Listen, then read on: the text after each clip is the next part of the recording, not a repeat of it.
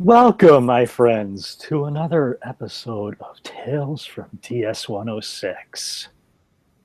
Today we're going to be talking about dolls.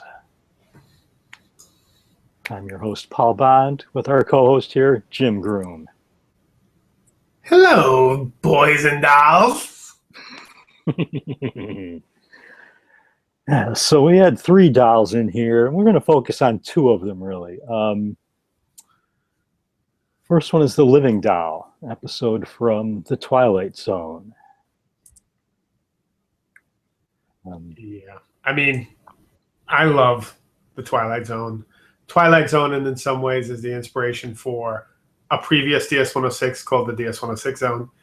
And Rod Serling, when you're thinking about, and this may be a nice kind of just kind of aside, is when you're thinking about doing your character and your host character, which will be something you should have thought about and you should be working on, especially by the time you watch this, he's the perfect host character. He gives you some insight. He gives you a little bit of an idea of the story, but then he also makes you think about it metaphorically. And in The Living Doll, it's no different, right? He talks about the fact that while you're in the Twilight Zone and this doll does come alive and kill our protagonist or our antagonist, depending on how you think about it, we know that dolls can't come alive and do that. So it raises immediately the question of, what does this doll represent in this story? And I just love the way, like, he's doing this on mass TV, and this is just smart TV, and it's just a beautiful, beautiful episode of the creepy doll. You know what I mean? Yeah. Rod Serling was primarily a writer. And I think it really shows, the tightness of that script. There is a lot in there, and he gets it through very concisely. Yes.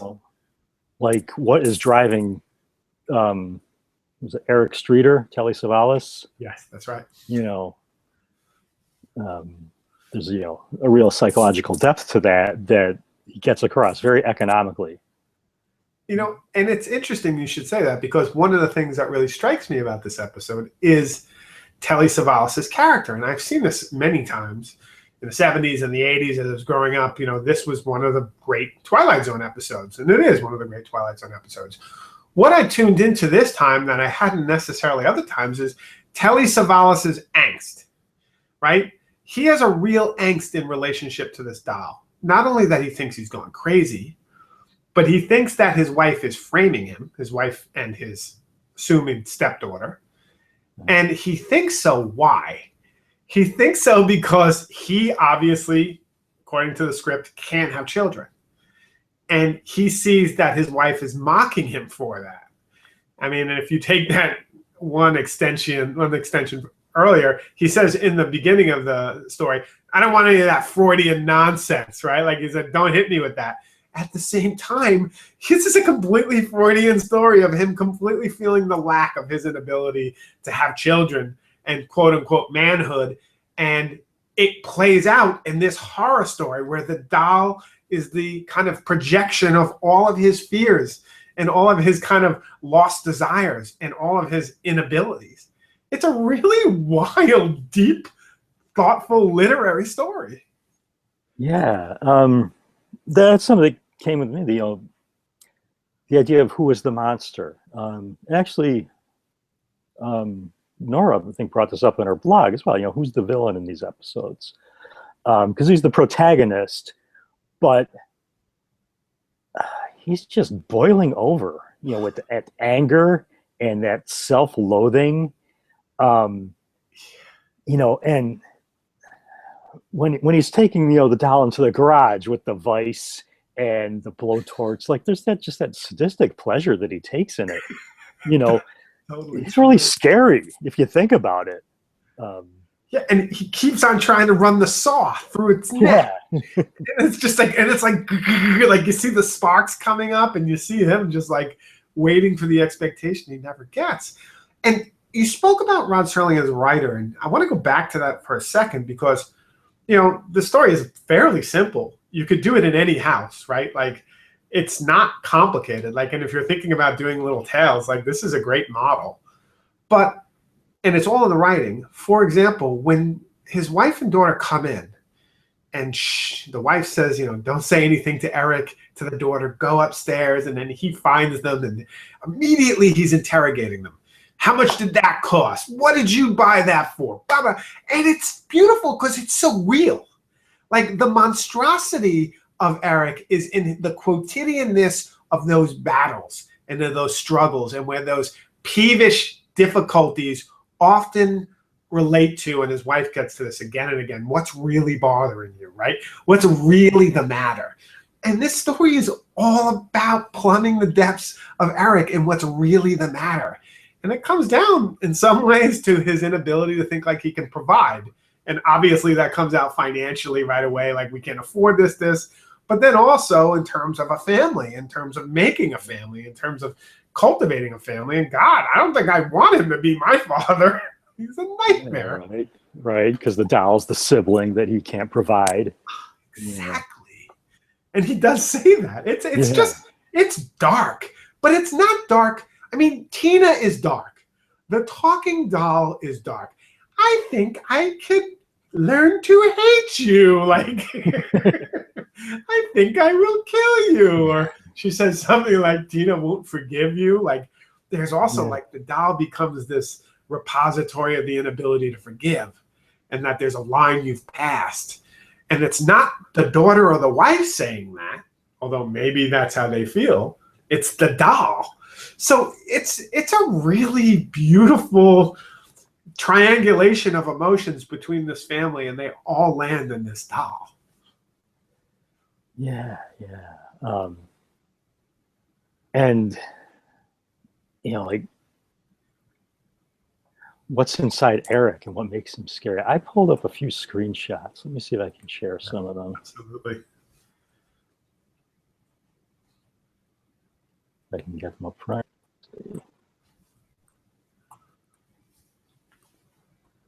So this is just a shot of Eric while he's cracking nuts, but like, I don't know, that grin, it's just, I guess in the character I'm seeing it's like evil and Joker-esque, Well, and also there's this sense of, this is like just after like threw it in the garbage, right? Right. And there's this joy, like you said. I think what's evil, you nailed, is this sadistic pleasure he takes in throwing the doll. Like, that's the first thing he does to the doll. And then it gets worse, right? It escalates. He puts it in the garbage can. He wraps it in a burlap sack and puts it in a garbage can. He burns its face, or tries to, and then he's got it in a vice, and then he's sawing its head off. Like, there's this insane escalation, and all the while, like, this kind of like anticipatory, both anxiety but also pleasure. It's crazy. Yeah, and this shot right near the end, it's kind of dark, but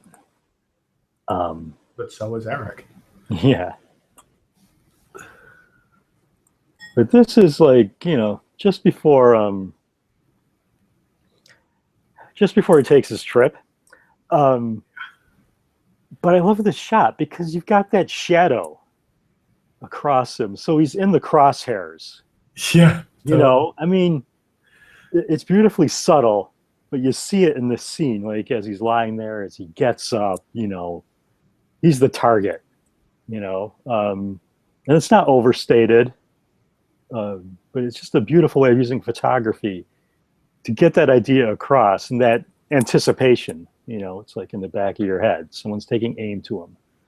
Yeah, and I really love, the visual there is gorgeous, and I always love it when you read visually because you do such a good job of it. And that's a lot of what students are going to have to think as they prepare for next week, is how does the visual tell a story apart from the writing? But I do think what sets a story like Talkie Tina aside is the writing. Like, you don't need, you do the visuals great, right? But you don't need a kind of Chucky-like doll, which we'll see in the 80s, that comes alive and is animated and is psychotic and it's blood and guts. Like, Talkie Tina just basically is a creepy voice, right? And everything else is nothing, right? Like, it's just a doll. And that's what's cool. It's like, it is all the writing. It is all the psychological kind of ins and outs and crevices of these characters. It has nothing to do with the special effects that might define this group or this set. So it's interesting that the writing is the story. The writing is what makes this great. Yeah, I mean, that's an interesting thing about like older movies. They didn't have the budgets. They didn't have the special effects to make things happen. So they sort of have to put it off camera. Or they have to, find ways to put it in the imagination. And we saw that in this one and in the Amelia, the Trillia Terror one. Like you see that doll, just a few quick cuts, but a lot of it is the sound effect, the shadow, the looking for it. Or it's that lovely voice that it has. Well,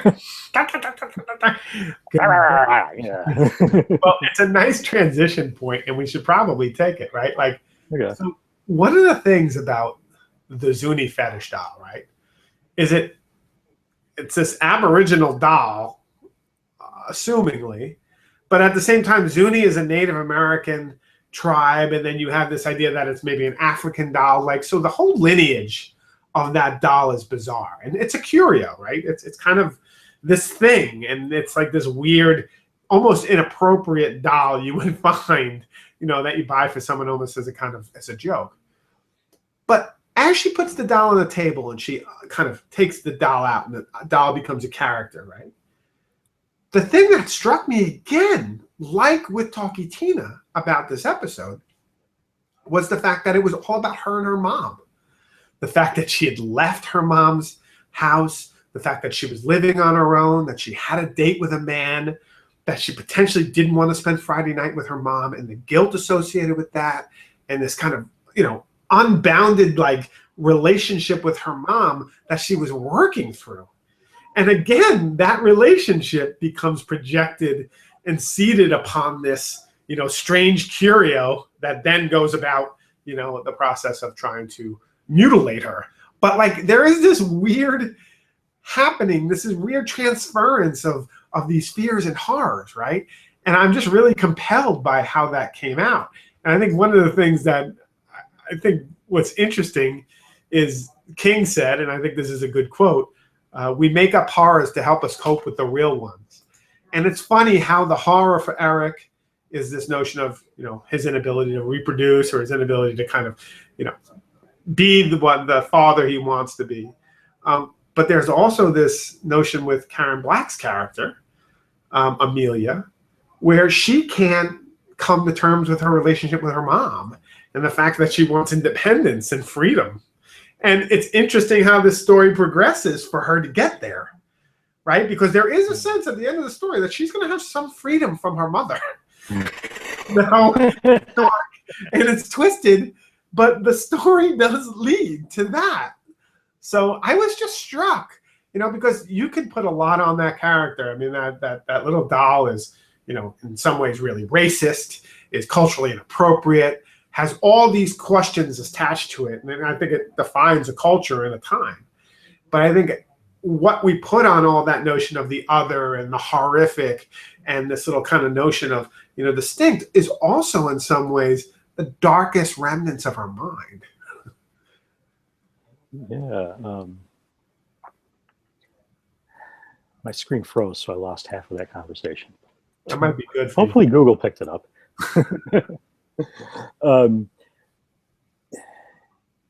Yeah, there's that relationship, with her mother. It's really shown through like one side of the dialogue, which is interesting in itself, that you're filling in the blank. One woman play, right? Yeah. And Karen Black. yeah. And she carries a lot of that sense of fear that's coming through it. It's really, a lot of it comes right out through her expressions. Actually pulled one screenshot because you see a lot of these throughout the episode, shots of her just like looking terrified and we sort of identify with her, and that's where the creepiness comes in. You How I also think it's telling how sexualized this is too, right? So you Yeah. have this idea of the other. You have her going to take a bath. You have her potentially going to go out with her boyfriend, and she says spend the night, but then changes that to spend the evening, suggesting that like she's not necessarily familiar with him yet, or with even the notion of sex. And the idea that she's in her bathrobe. There are times when the thing is crawling up on her bed, and Yeah. it's just, and then there's the phallic symbol of the knife underneath the door. And it's a really intensely Freudian again, like vision of this notion of sexuality and the savagery of that, or this notion of the other in sexuality and this notion of her and her mom and that relationship. So it's so latent with all these readings. And again, like Serling, Richard Matheson is he's a master of the horror. He wrote I Am Legend and several other just amazing works. He wrote tons of Twilight Zone episodes. And this is him, I think, really just using a doll again as a way to get at this woman's deep anxieties around her relationships to her mom, maybe around the questions of sexuality, and maybe upon this notion of, the otherness of the whole process, which unfortunately comes out as this kind of, weird Zuni Aboriginal thing that's is mixed this episode, because however we want to play it, the teeth, the figure, I mean, the figure is actually like, it's a cult figure, this doll. This doll is now, in the kind of Hall of Fame of horror dolls, because it's so crazy. Yeah, I'm going to bring him up. Here he is. Yeah. Yeah, I don't know if anyone's tried to like make that thing in a 3D printer, but that would be awesome. That would be, because I want one. Look at those teeth. It's like Jaws teeth. And they play on that in the final, in the final moment. I don't know if there's anything you wanted to get to before we got to the final moment, but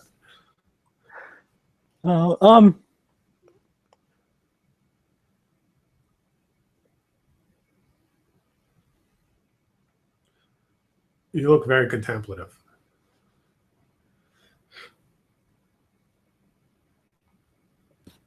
Yeah. A picture of Karen Black with now she's got the teeth and she's got the knife and she's sitting there hitting the come on over, Mom. Yeah, come on over, Mom. So like you end it with the spirit of the Zuni doll. That's when she opens you knew something was going to happen. Like the dark smoke comes out of the oven where she had burned the Zuni doll, and she's infested with the spirit of the warrior, and the hunter warrior, right? It's just such a weird collage of fictional narratives. And then she's sitting there like just savagely, like she's bent over, kneeling, and she's got this big like hooked knife that the thing never had. Like a machete, like exactly. And she's just knocking it into the floor, and her teeth show. And that idea of this teeth, right? Like this notion of, the horror and how that's physical and flesh. And that thing, you see the thing biting her, where you imagine that's another place where maybe that spirit had been infested. I don't know. But like, there's that wild notion where the mom's coming and she's ready to kill her mom. I mean, and that's probably metaphorical, right? But at the same time, like Serling says at the beginning of the Living Doll, but at the same time, there's that notion of independence from the parents, right?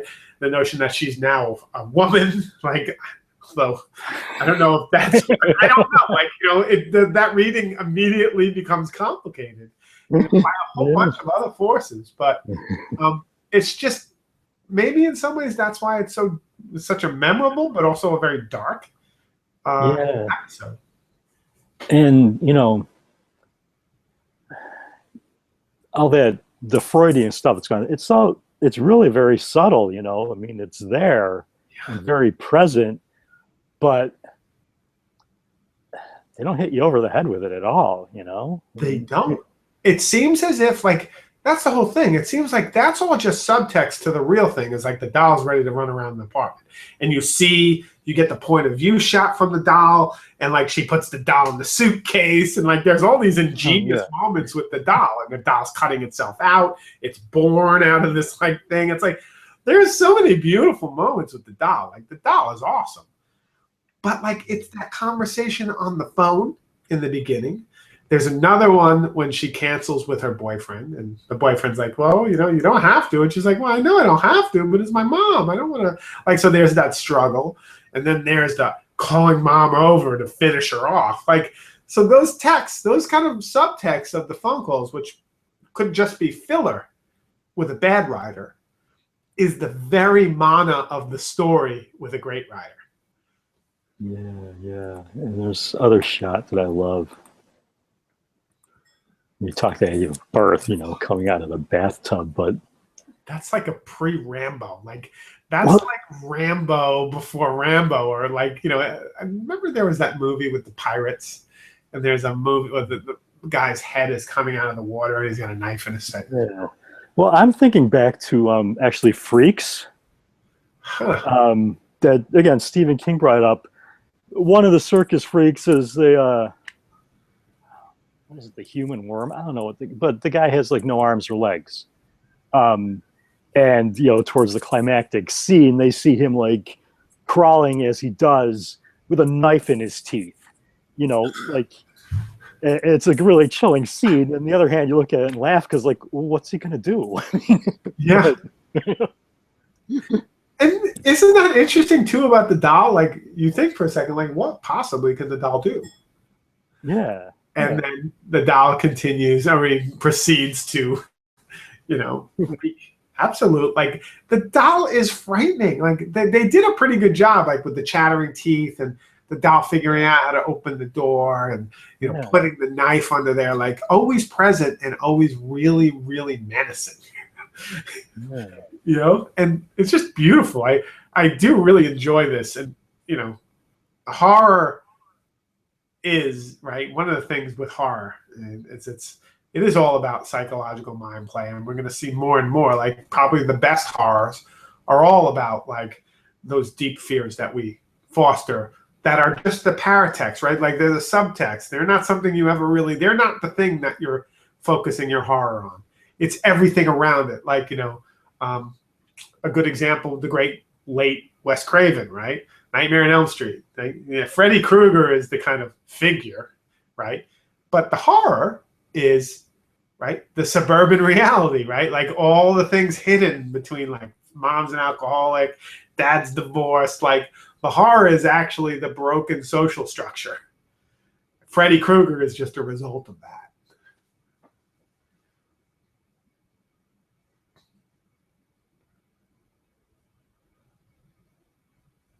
I think I paralyzed Paul with my genius.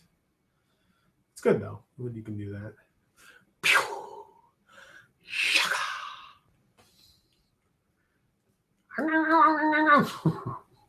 I do have a knife around here. I really do wish I had that doll to show, but I don't. Error. Yeah. Hey. Yeah.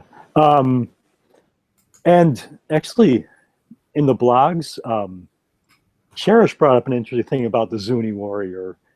She saw a resemblance between that and tales of the Ibu Gogo people, I guess, from Indonesia. I had never heard of this, but you know, I love those connections that people can make for us there. Yeah, absolutely. Yeah. You know, and it's funny because a lot of what they're watching right now is kind of a, you know, this is 60s, 70s, 80s culture even. And well, not this week really, but like this is kind of like, I know it's not for us, but like this is ancient horror culture for them, right? And there have been a lot of remakes of a lot of the horror from that time period. You know, you can argue like Black Mirror, which is very popular right now, is a remake of Twilight Zone, or at least an updating of Twilight Zone in relationship to technology.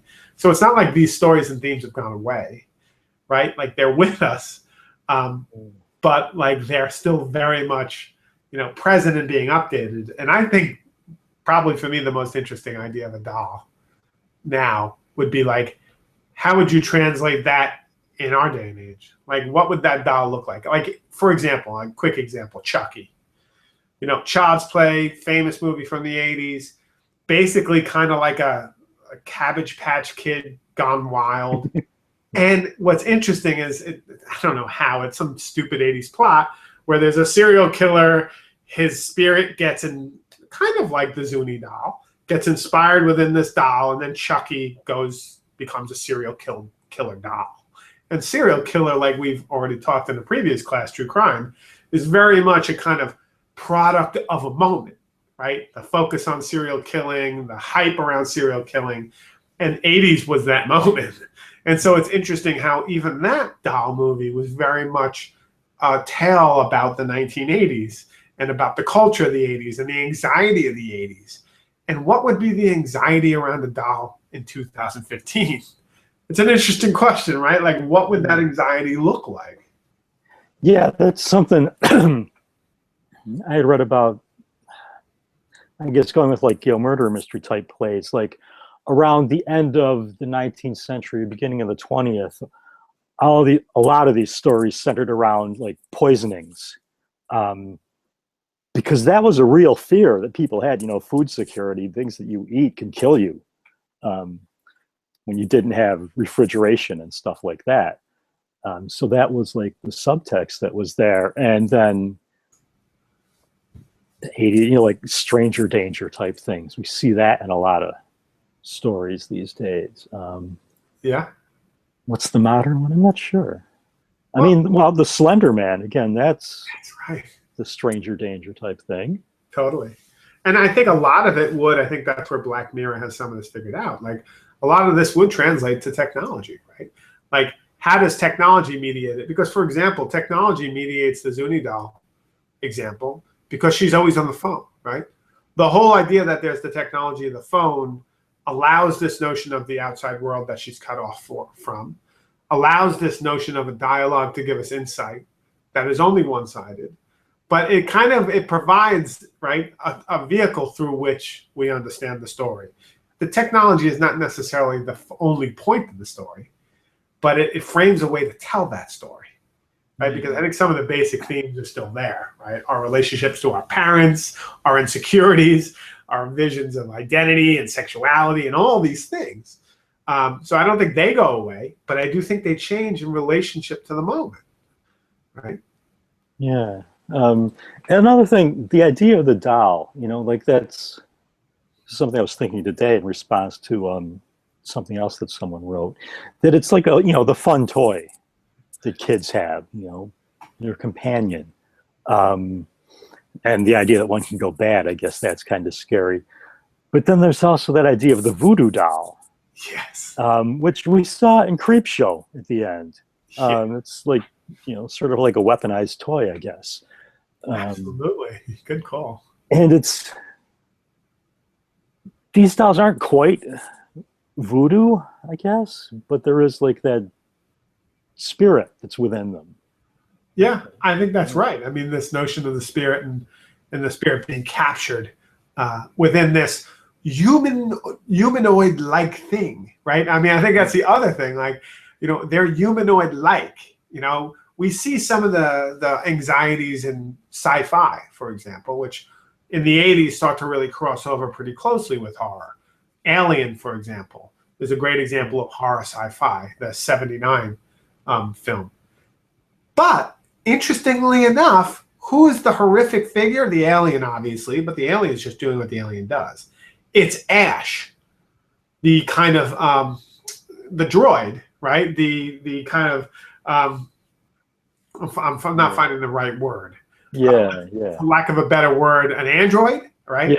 Yeah. So the android is the horror because the android is just doing the corporation's bidding, right? And it's doing it in a calculated manner through lying and stealing. But like, what's horrific about Ash in that story is that Ash is kind of like a thinking doll, right?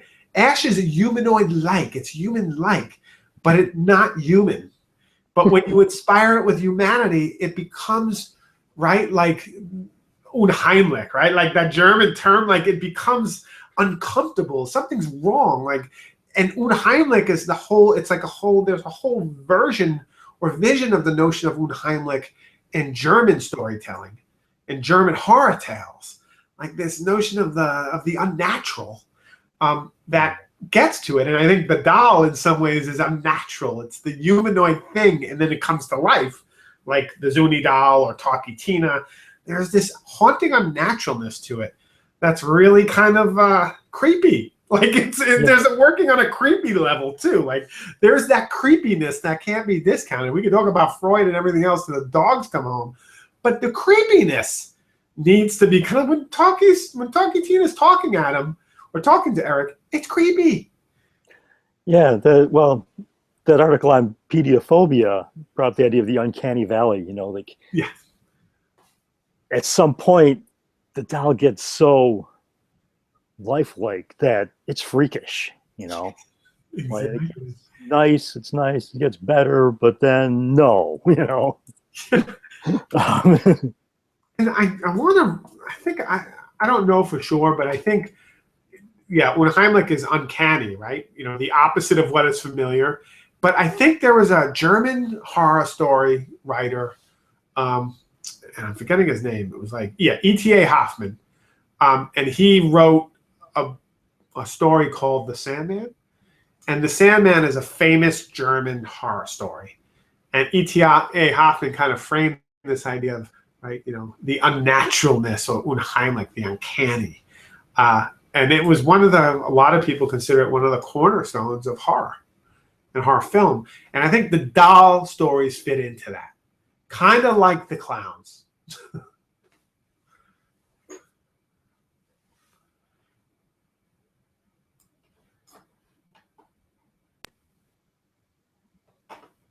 Oh, there we go.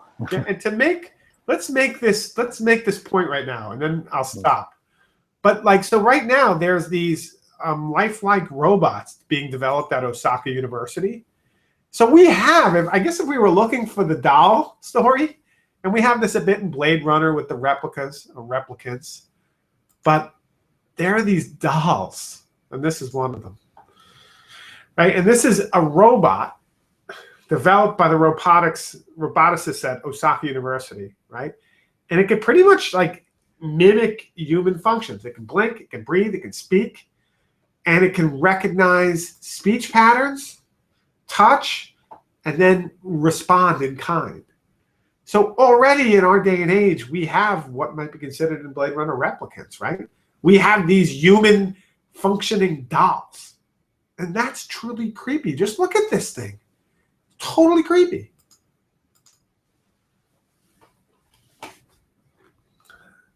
That's all I got to say. There we go. So did you see my doll? I caught a glimpse of it. Yeah. So like, look at this thing. So this is like, it can blink, can kind of feign breathing, and, you know, kind of touch, respond to the touch. And it's just creepy. Like, it is totally creepy. And we talk about the doll and what you would do in this day and age. Like, you know, this is the doll being developed in Japan. And it's really kind of, I don't know, it's dark. You know, I can see why you would have these doll phobias.